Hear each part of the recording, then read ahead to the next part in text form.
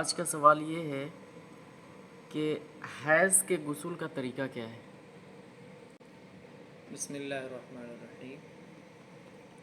غسل کا طریقہ چاہے وہ حیض کا ہو یا نفاس کا ہو یا کوئی بھی ہو، اس کا مسنون طریقہ یہی ہے کہ عورت جو ہے وہ سب سے پہلے اپنے ہاتھ دھلے گی اور اس کے بعد استنجا کرے گی۔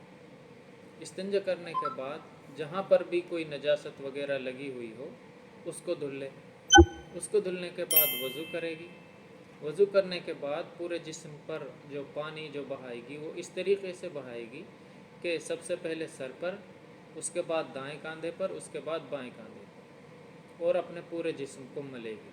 یہی اس کا طریقہ ہے۔ لیکن غسل کرتے وقت جو چیز دھیان رکھنے کی ہے وہ یہ ہے کہ غسل کے اندر 3 فرض ہیں، ان میں سے کوئی نہ رہ جائے۔ نمبر 1 کلی کرنا، نمبر 2 ناک میں پانی ڈالنا، اور نمبر 3 پورے یعنی جسم پر پانی بہانا۔ پورے جسم پر پانی بہانے کا مطلب یہ ہے کہ اس کا ایک بال بھی بنا بھیگے نہیں رہنا چاہیے۔ اگر ایک بال کے برابر بھی کوئی جسم کا کوئی حصہ چھوٹ گیا تو اس کا غسل نہیں ہوگا۔ جیسے ہماری خواتین جو ہیں وہ آج کل جیسے کوئی انگوٹھی پہنی ہوئی ہے، اس کے اندر کا اگر کوئی حصہ رہ گیا، اسی طرح کان میں بالی پہنی ہوئی ہے، اس کے اندر کا اگر حصہ رہ گیا، اسی طرح نخن بڑے ہیں، ان کے اندر کوئی حصہ رہ گیا، یا نخنوں میں کوئی آٹا وغیرہ چسپا ہے، اسی طرح ہمارے جو نخن ہوتے ہیں ان پر ہم کوئی کلر وغیرہ کر لیتے ہیں، اگر کلرنگ کی وجہ سے بھی نخن کے اندر پانی نہیں گیا تو اس کا غسل جو ہے وہ نہیں رہے گا۔ اور یہ بہت امپورٹنٹ اور ضروری چیزیں ہیں، اور یہ ایسی چیزیں ہیں جن پر ہمارا دھیان بھی نہیں جاتا۔ آپ ہی بتائیے، اگر ہمارا غسل نہیں ہوا تو ہم ناپاک رہیں گی۔ اس ناپاکی کی حالت میں ہم اپنے بچوں کو کھانا کھلا رہی ہیں، اپنے بچوں کو نہیں بلکہ پورے گھر والے، کیونکہ گھروں میں عورتیں ہی کھانا بناتی ہیں، تو ان کی وجہ سے جو سارے گھر والے جو کھانا کھا رہے ہیں وہ اسی کھانے کو کھا رہے ہیں کہ جو آپ ناپاکی کی حالت میں بنا رہی ہیں۔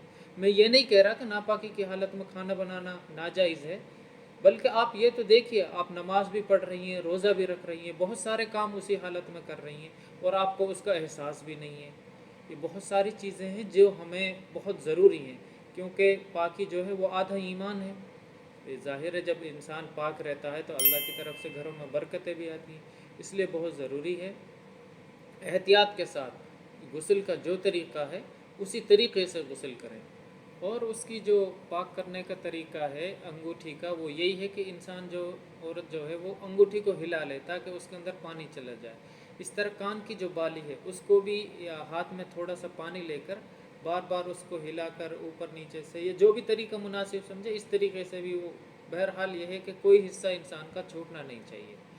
ایک اور امپورٹنٹ اور ضروری بات یہ ہے کہ جیسے بہت سی ہماری مائیں بہنیں ہیں جو چوٹی جو ہے جو ان کی بندھی رہتی ہے، اگر چوٹی بندھی ہوئی ہے، سر کے بال بندھے ہوئے ہیں، کھلے ہوئے نہیں ہیں، تو اس کا طریقہ یہ ہے کہ اگر عورت کو یقین ہے کہ جو بال جو پانی جو ہے وہ بالوں کی جڑوں تک پہنچ جائے گا، سر کے سارے بالوں کے جڑوں تک پہنچ جائے گا، تو اس کو پھر چوٹی کھولنا ضروری نہیں ہے۔ یعنی اصل مقصد یہ ہے کہ سر کا کوئی بھی حصہ بنا تر ہوئے نہیں رہنا چاہیے۔ اگر اس کو یقین ہے کہ سر کے بال میں نہیں کھولوں گی پھر بھی تمام بالوں کی جڑوں تک پانی پہنچ جائے گا تو کھولنے کی ضرورت نہیں ہے، لیکن اگر بال پہلے سے ہی کھلے ہوئے ہیں تو پھر ایک ایک بال بلکہ پورے بال کا تر کرنا ضروری اور لازمی ہوگا۔ اس کا یہی طریقہ ہے۔